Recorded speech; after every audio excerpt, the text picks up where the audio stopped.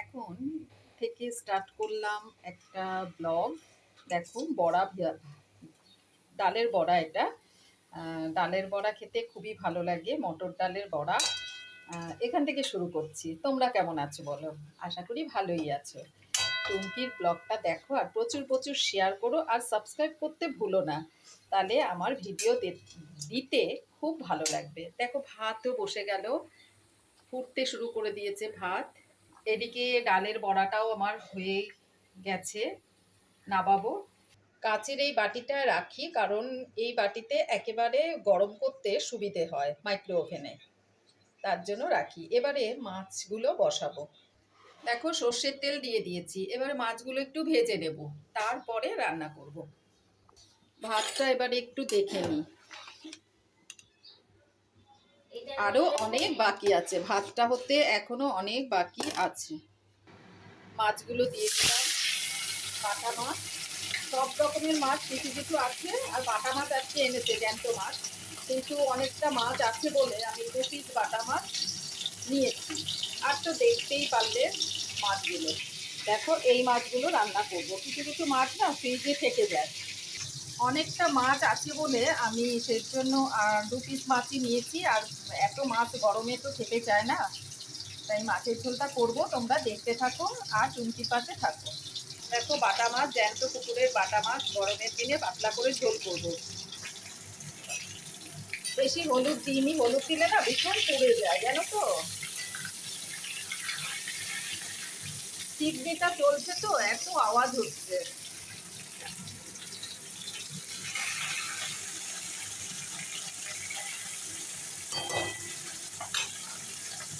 দেখো এবারে এগুলো হচ্ছে কাতলা মাছ। কাতলা মাছ 3 পিস ছিল, দিয়ে দিলাম। ভেজে উঠিয়ে রান্নাটা করব, তোমরা সাথে থাকো, পাশে আছি।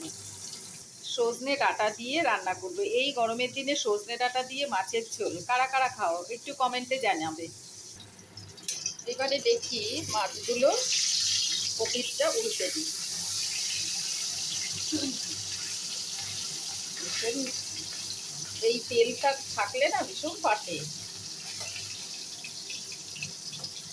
তোমরা ভিডিওগুলো কিরকম কি দেখছো একটু কমেন্টে জানিও, আর কিরকম আরও কিরকম চাও তোমরা একটু কমেন্টে জানিও।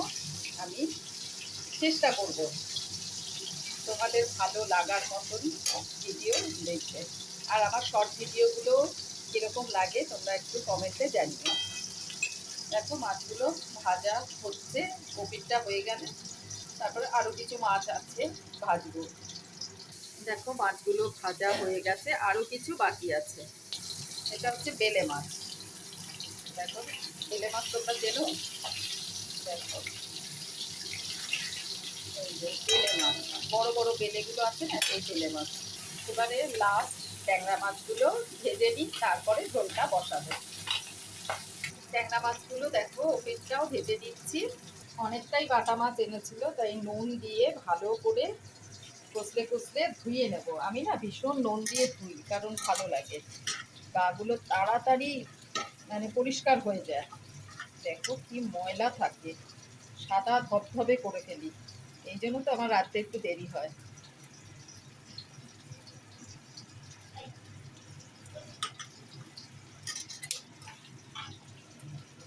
ভালো করে একটু মাখিয়ে রেখে দিই।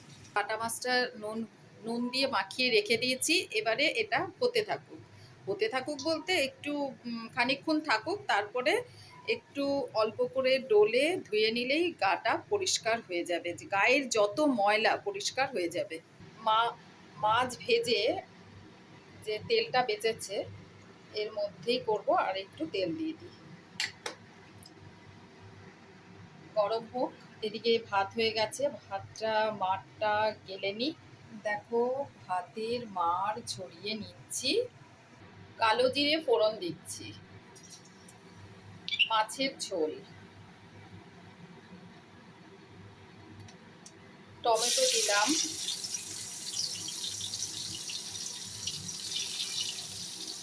কাঁচা লঙ্কা বাটা।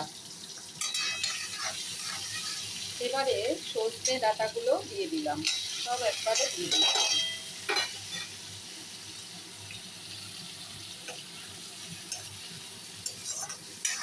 বাটার সাথে সজনে ডাঁটা একবারে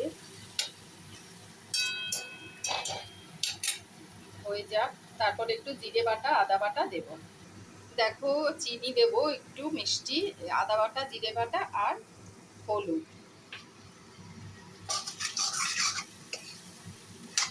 পেঁয়াজের রান্না ভালো লাগে না, তাই পাতলা করে ঝোল করব।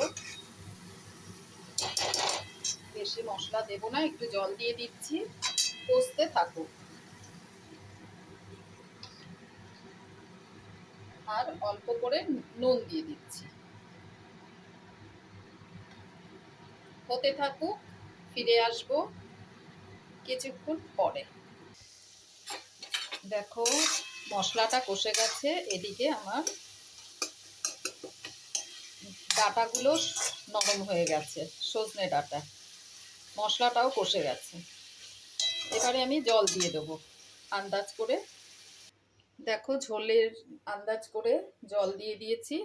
একটু নুন লাগবে, আগে অল্প করে দিয়েছি। এবারে ঢাকনা চাপা দিয়ে রেখে দেব। অল্প করে না, অল্প করে একটু হলুদ দিয়ে দিই, তাহলে একটু কালারটা ভালো আসে। দেখো আমার ভাতটা হয়ে গেছে, এবারে রেখে দেব। দেখো ঝোলটা আমার রেডি হয়ে গেছে। এই অবস্থাতে আমি এখন মাছগুলো ছেড়ে দেব।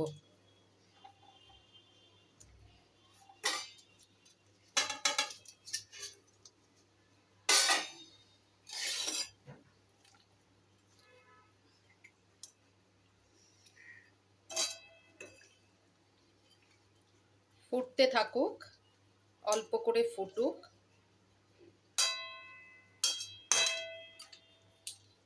মাছগুলো তো ভাজা মানে পুরোই রেডি। একটু ঝোলের মধ্যে ফুটে গেলে কি ঝোলের স্বাদটা পাওয়া যায়। একদম পাতলা পাতলা ঝোল। এই গরমের দিনে সজনে ডাঁটা দিয়ে পাতলা পাতলা ঝোল, তোমরা কারা কারা এরকম পছন্দ করো জানাবে। দেখো একটু ফুটুক, তারপরে নামিয়ে দেব। দেখো মাছের ঝোলটা আমার ফুটে গেছে, এই অবস্থাতে আমি নামিয়ে রাখবো।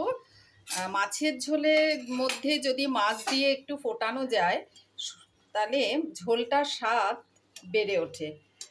আজকে এইটুকুনি থাক, অন্য একটা দিনে অন্য কিছু নিয়ে চলে আসবে টুমকির চ্যানেলে। তোমরা দেখতে থাকো, আর প্রচুর প্রচুর লাইক কমেন্ট শেয়ার করতে ভুলো না। আজকে এটুকুনি, তোমরা সুস্থ থাকো, ভালো থেকো, টাটা, বাই।